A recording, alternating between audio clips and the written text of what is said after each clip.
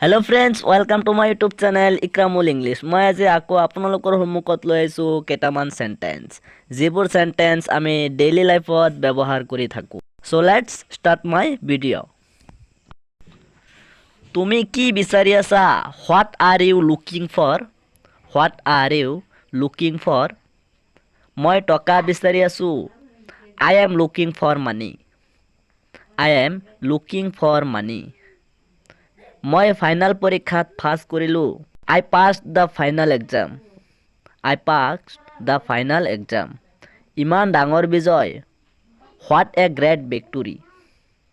What a great victory. মই ভাত খোৱাৰ পাছত স্কুললৈ যাম। আই will go' to school after eating rice.